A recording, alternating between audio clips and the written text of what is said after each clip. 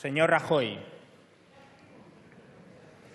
¿por qué Carme Forcadell puede acabar en un juzgado tras cumplir con un mandato democrático y Fernández Díaz, el señor Fernández Díaz, quizá en la Embajada del Vaticano tras conspirar desde su despacho?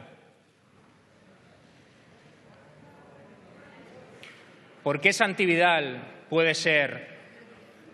no puede volver a ser juez por decir que es independentista y el señor de Alfonso puede volver a serlo tras decir aquello de nos hemos cargado su sanidad? ¿Por qué se cabrean tanto con un Visca Catalunya Lliure y tan poco con un esto la Fiscalía se lo afina? ¿Por qué? Señor Rajoy, ¿por qué en un Estado con 2,7 millones de niños pobres, con un 32% de pobreza infantil, por qué en el segundo Estado más desigual de Europa, ustedes y el Frente Nacional Naranja, Ciudadanos, consideran que el problema de la infancia del sistema educativo en España es que los niños estudian catalán en Cataluña? Silencio, por favor.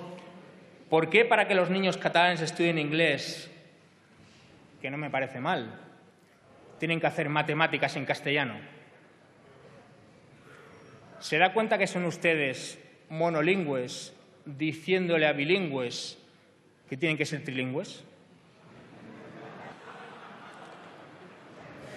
Los niños catalanes hablan dos idiomas, catalán y castellano, con lo cual hablan un idioma más que usted. ¿Por qué tienen que dejar de hacerlo? ¿Cómo pueden decir que se excluye, persigue y amenaza al castellanohablante en una tierra, en un país, en la que la jefa de la oposición es una jerezana llegada a Cataluña hace 8 años? ¿Cómo le pueden faltar al respeto de esa manera a aquellos andaluces, gallegos, murcianos, extremeños que se dejaron la piel en sitios como el que yo provengo, Santa Coloma de Gramenet, para que sus hijos y nietos aprendieran la lengua del país que les acogió? Tengan vergüenza y dejen de hacerlo. Señor Rajoy, ¿por qué se acuerdan tanto con golpes de pecho mientras se autoproclaman constitucionalistas del artículo 155, cuando durante 40 años se han olvidado de artículos tan hermosos como el 47 y el 128? ¿Por qué su Constitución vale para amenazar a un pueblo y no para darle un techo? ¿Por qué somos nosotros los que rompemos el orden constitucional y atentamos contra la soberanía nacional si fueron ustedes quienes la rompieron y entregaron una noche de verano del año 2011? Señor Rajoy, señor Rivera, ¿por qué les molesta tanto una estelada en un balcón y tan poco que el carnicero de Badajoz, el general Yagüe, tenga barrios en su honor? ¿Por qué que centenares de miles salgan a la calle cada día en Cataluña es una provocación y que España sea el segundo país con más desaparecidos de Europa y del planeta? Reconciliación. ¿Por qué un proceso constituyente que aglutina 72 diputados de 135 que van del centro derecha liberal conservador hasta la izquierda más rupturista es una deriva y que ustedes solo sean capaces de pactar con su marca blanca, con esa especie de señores Smithers de la política española? Es sentido de Estado. ¿Por qué dan tantas lecciones de realidad catalana si ustedes son la última y penúltima fuerza política en Cataluña? ¿Por qué el independentismo, señor Rajoy, es Pujol, 3%, sedes embargadas y Andorra, y ustedes, el unionismo, no son Rato, Eres, Gürtel y Panamá? ¿Por qué nos dan lecciones de lucha anticorrupción si mientras en el Parlamento de Cataluña se llamaba gánster a un gánster, ustedes aquí juegan al Candy Crush? ¿Por qué nosotros somos los engañados y adoctrinados cuando ustedes han vuelto a ganar las elecciones con un diputado más por cada caso de corrupción en los últimos 4 años.